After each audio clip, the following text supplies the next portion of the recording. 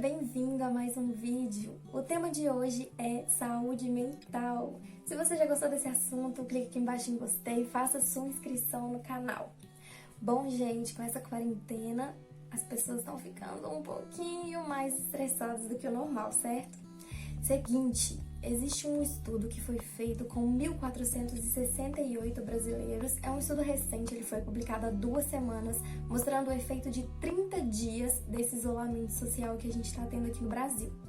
E o que esse estudo mostrou, então? 40% das pessoas que fizeram parte, desse estudo estão com níveis mais altos de estresse. 71% dessas pessoas estão mais ansiosas e 90% estão mais depressivas. Os números são alarmantes, não é mesmo? Então, para a gente começar a conversar um pouquinho sobre isso, eu vou trazer primeiro o conceito, para vocês do que seriam essas 3 coisas. O primeiro conceito é o conceito de estresse agudo. O que caracteriza o estresse agudo? O estresse agudo é caracterizado por mudanças bruscas de humor. Sabe aquela pessoa que é uma pessoa amorosa, que é um filho amoroso, uma mãe amorosa, que é uma pessoa que é paciente com todos o tempo todo? E aí, de repente, essa pessoa fica extremamente estressada, fica extremamente agressiva, fica extremamente impaciente. Se você passa na frente da televisão, quando ela tá assistindo, ela só falta pegar o chinelo e jogar na sua cara. É isso que acontece nessa fase de estresse agudo, tá? O segundo conceito que a gente tem é o conceito de ansiedade. O que caracteriza a ansiedade? É uma preocupação excessiva com o futuro. Nesse momento, muitas pessoas perderam seus trabalhos, outras pessoas estão trabalhando em casa, mas não sabem até quando, outras estão com contrato suspenso, enfim. A gente está aí num momento que a gente não sabe quando a gente volta, como vai ser esse retorno, quem vai voltar a trabalhar, quem não vai voltar, se você ainda tem seu emprego garantido ou não, enfim. São muitas coisas, além do risco de contaminação com essa doença. Então, as pessoas estão ficando mais ansiosas. E, por fim, a depressão. A depressão é caracterizada por uma alteração crônica de humor. Então, a pessoa ela não tem esses picos de estresse. A alteração do humor dela é crônico.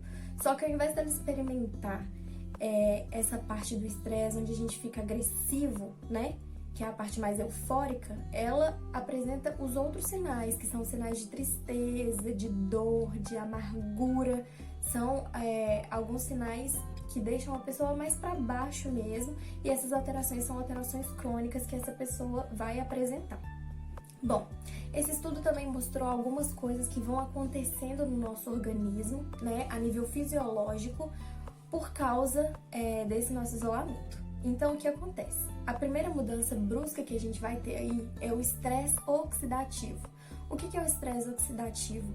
A grosso modo, é o aumento de radicais livres no seu corpo. O aumento de radicais livres no seu corpo vai causar o quê? Maior destruição das células, porque os radicais livres, o papel deles dentro do nosso corpo é destruir as nossas células. Bom, a nossa segunda alteração importante no caso, a morte das células endoteliais. O que são células endoteliais? A gente tem as nossas paredes, das nossas veias, os nossos vasos sanguíneos, as artérias. As células endoteliais revestem a parte interna dessas paredes e elas são responsáveis por ajudar na vasodilatação. Que é quando a gente aumenta o fluxo sanguíneo para determinada musculatura, para determinado órgão. Elas são responsáveis por isso.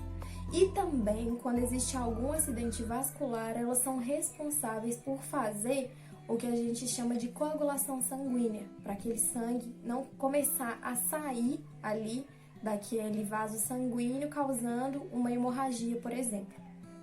Então, a gente começa a ter a morte dessas células endoteliais. Geralmente, as células endoteliais vão viver aí mais ou menos 30 anos. E aí, quando essas células morrem, as células vizinhas vão vir e vão se replicar para tentar substituir aquela célula que está faltando. Mas alguns estudos mostram que talvez essa substituição que é feita, ela não é tão eficiente assim, porque essas células novas que vão, né, cobrir esse buraco que ficou ali dessa célula que morreu, elas não desempenham a função da mesma forma.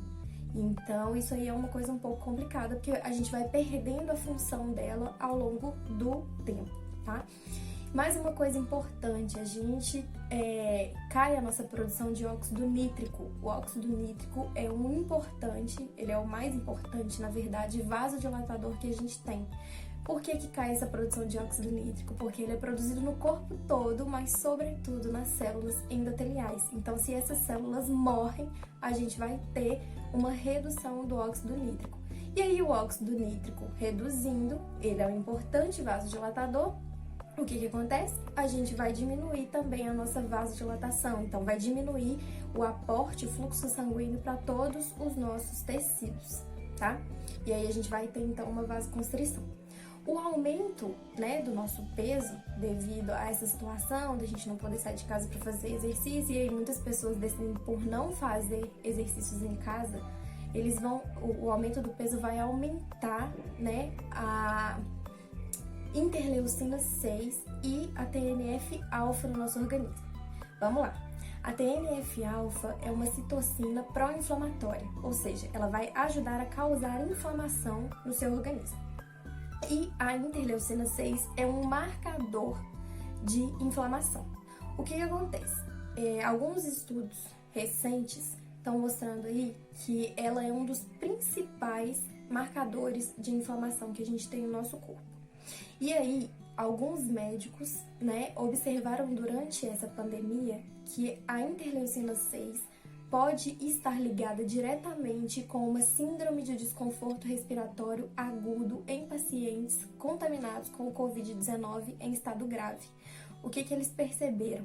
Que quando eles injetaram nessas pessoas receptores de interleucina 6, essas pessoas reduziram a resposta de febre, assim como também reduziram a necessidade de ter um oxigênio advindo, né, de um cilindro, por exemplo. Então, ela está associada a esse processo de inflamação mais grave, tá? E a nossa última alteração importante é o aumento da hiperlipidemia e também a resistência à insulina. A resistência à insulina vai causar uma facilidade de você desenvolver diabetes do tipo 2. E a hiperlipidemia é o quê? É o aumento de gordura dentro dos nossos vasos sanguíneos, é um aumento de gordura no nosso sangue, que é o que a gente chama de colesterol, por exemplo, colesterol que seria o colesterol ruim, e os níveis de triglicérides.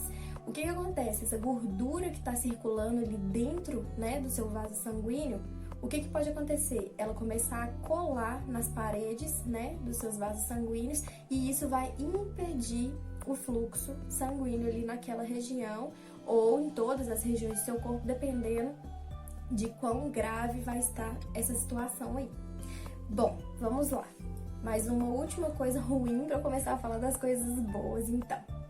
A gente aumentou o nosso tempo sentado, o nosso tempo deitado. Com isso, a gente reduziu o nosso tempo de atividade física e de exercícios. O nosso condicionamento físico também piorou.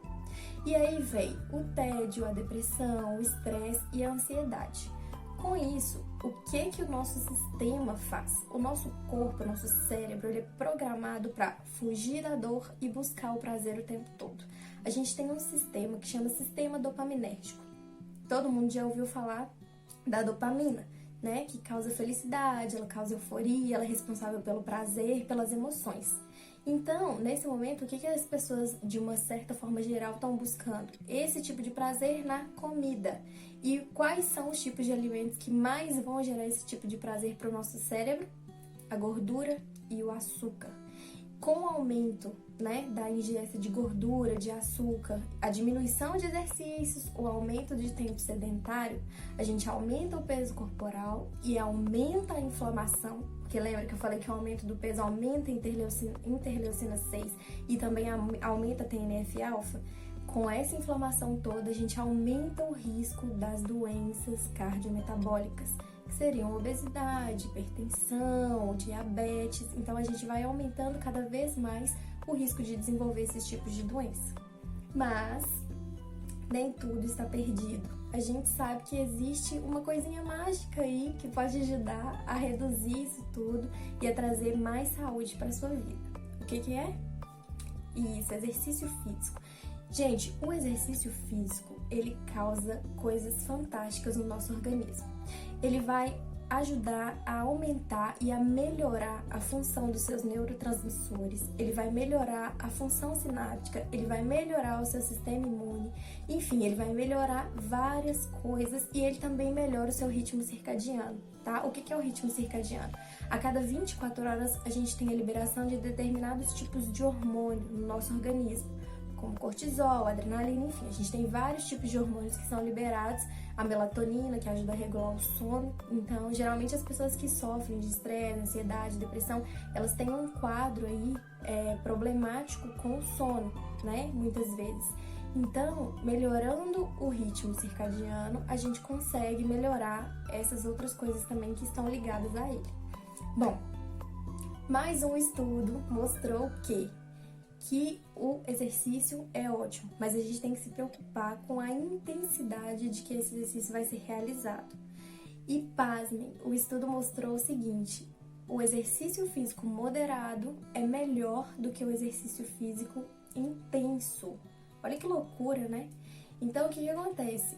O estudo vai deixar bem claro assim pra gente o seguinte: quando a gente tem quadros de pessoas com depressão, e a gente faz o exercício físico moderado, melhora muito. Quando a gente faz o exercício vigoroso, melhora, mas melhora pouco.